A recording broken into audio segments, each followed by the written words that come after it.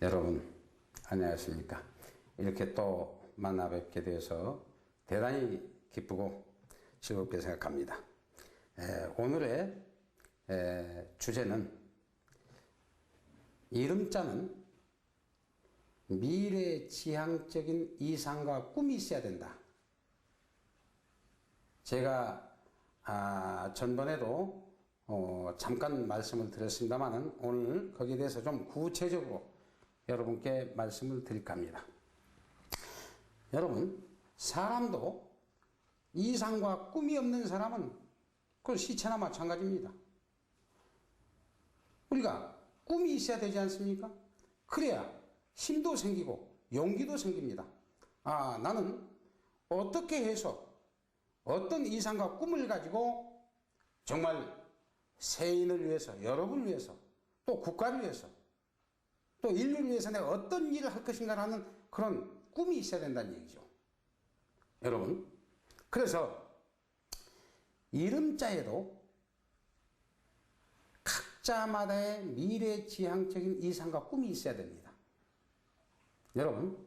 여러분 지금 방송을 시청하고 계시는 여러분들, 지금 이 시간 여러분들께서 과연 내 이름은 어떠한 꿈이 있고 어떠한 목적의식이 있는가 한번 생각들 해보세요. 분명히 이름자에는 이상과 꿈이 있는 그 이름만이 크게 성공할 수가 있고 또 이 사회에서 훌륭한 큰 일을 해낼 수 있는 것입니다. 제가 얼마 전에 이런 이름을 어떤 분이 또 가지고 왔어요. 왜냐하면 제가 이 장명에 대해서 한 40년간, 40수년간 이 생활을 하다 보니까 이름에 대해서 여러 가지 에피소드가 많습니다. 그런데 얼마 전에 이건 아들이에요. 아들인데 선생님, 그러니까 이름을 시후라고 짓고 싶다 이거예요. 시후. 그런데 제 나름대로 이름을 지어봤습니다. 그래서 어떻게 지어봤어? 응? 도대체 어떤 이름을 지어봤습니까? 그러니까 그 사람이 하는 얘기가 성은 이씨인데, 그분도 성은 이씨입니다. 시자는 오를시 또는 이시라고 합니다. 이게 시. 후자는 붙일 게 없어. 도대체 뒤후자를 붙였다 이거예요. 뒤후. 이 시후라. 이렇게 이름을 선생님 짓고 싶어서 나름대로 지어봤습니다. 정말 답답해요. 제가 봤을 때. 이런 이름을 가지고 너무 답답하다. 제가 지난주에도 말씀을 드렸습니다만은 이름자의 발음 자체가 중요하다고 말씀드렸는데 자, 아들한테 야, 시후야. 한번 생각해 보세요. 그러면 요즘 뭐 후자인가 뭔가 이게 유행해서 이런 자를 붙였는가 봐요. 제가 보니까. 그러면 제가 이름자의 뜻도 중요하다고 그랬는데 자, 이시, 이것은 옳다는 뜻이고 이것은 뒤후자입니다. 미래지향적인 꿈이 이것은 옳다. 뭐 무슨 의미가 있어요 이게? 아무 의미가 없어요. 시후. 응? 그리고 남이 풀었을 때 후야, 뒤후. 입으로 훅 푸는 것 같이 말이지. 음률에 메아리가 있습니까? 이게 경쾌한 맛이 있습니까? 응? 아무 의미도 없고 또 음률 자체도 아주 나쁘다는 얘기예요. 그래서 이것은 아니다라고 제가 설득을 시켰어요. 그래서 제 이 얘기를 한 몇십 분 듣더니 선생님, 제가 이름에 대해서 상식이 없고 무식해서 그러니 이해해 주시고 그러면 좋은 이름 한번 지어주세요 해서 제가 지어준 일이 있습니다.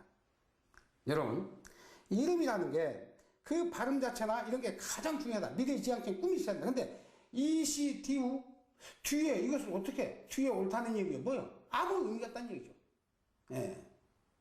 자, 그렇다면 이름자는 예를 들어서 후보다는 전이 낫지 않습니까? 전. 꿈이 있어야 된다는 얘기죠. 미래지향적인 꿈이 없다 이거예요. 그러면 후는 뒤다는 얘기죠. 항상 뒤에 처진다는 뜻이에요 이게. 뒤에. 자, 여러분, 발음이 같더라도 한문은 여러 가지 뜻을 내포하고 있습니다. 여러분, 이름자는 한문을 쓸 때 여러 가지 뜻을 내포하고 있는데 나쁜 뜻은 이름자에 안 씁니다. 즉 말해서 제가 이걸 보세요.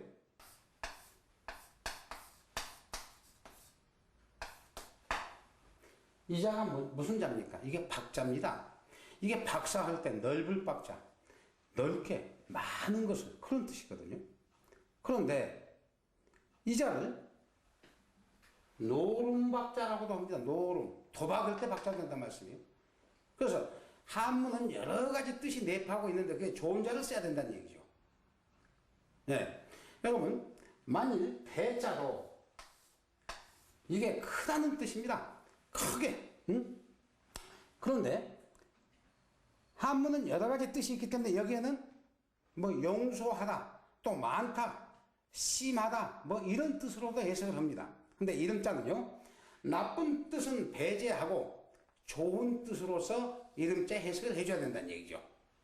여러분, 우리가 이름을 질 때 이름자에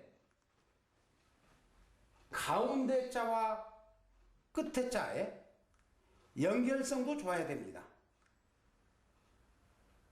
이름자에 미래지향적인 꿈이 있어야 된다고 그랬지 않습니까? 예. 예를 들어서 만일 제 이름이 대원이다. 둥그런자입니다. 둥그런자. 크게 둥글다. 예. 이게 큰 원은 무엇을 의미합니까? 크게 보면 우주를, 적게 보면 지구를, 그렇게 크게 내 마음을 둥글게, 원하지 않게, 원만하게 이렇게 큰 이상과 꿈을 가지고 내가 세상을 살아야 되겠다는 이런 꿈이 들어있어야 된다는 얘기죠. 꿈이. 또 제 호가 현풍이거든요. 현풍은 이게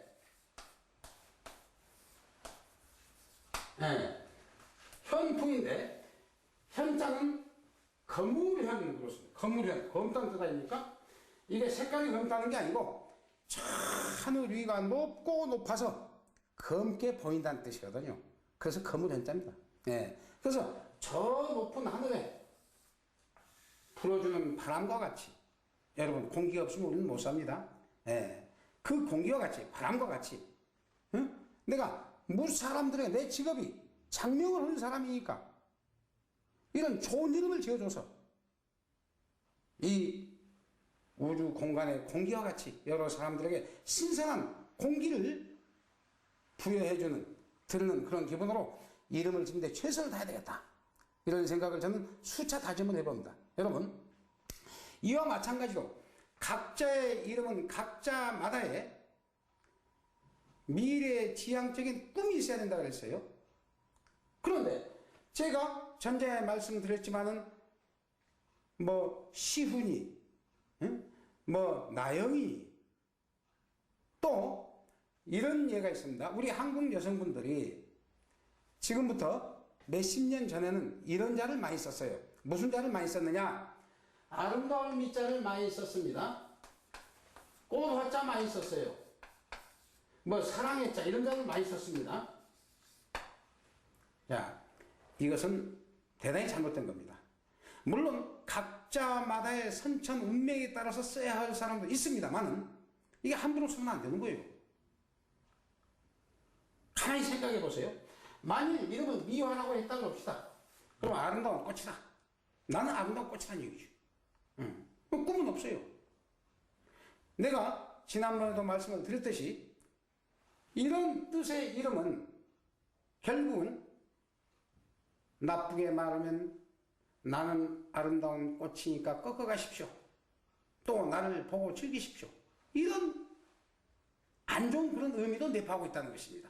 그런데 선천적인 운명에 따라서 변화도 올 수 있습니다. 물론 그 사람 직업이나 상황에 따라서는 넣을 수도 있는데 보통 사람에게 이런 여성분들에게 이름을 넣어주면 그 사람에게 안 좋은 불행이 닥친다는 얘기죠. 자, 여러분, 만일 여러분들의 귀여운 자녀가 이런 이름을 가졌다고 가정했을 때, 자, 미자를 쓸 때마다 나는 아름다워야 된다, 예뻐야 된다는 그런 강박관념이 항상 마음 가운데 있기 때문에 항상 불안하고 초조해서 결국은 내 갈 길을 가지 못하고 좌절하는 수가 많습니다, 여러분. 그래서 여러분들 앞으로 이름을 지으실 때는 그 이름의 뜻도 가장 중요하다는 것을 잘 기억해 두셨다가 여러분들이 그걸 참작해 주셨으면 대단히 감사합니다.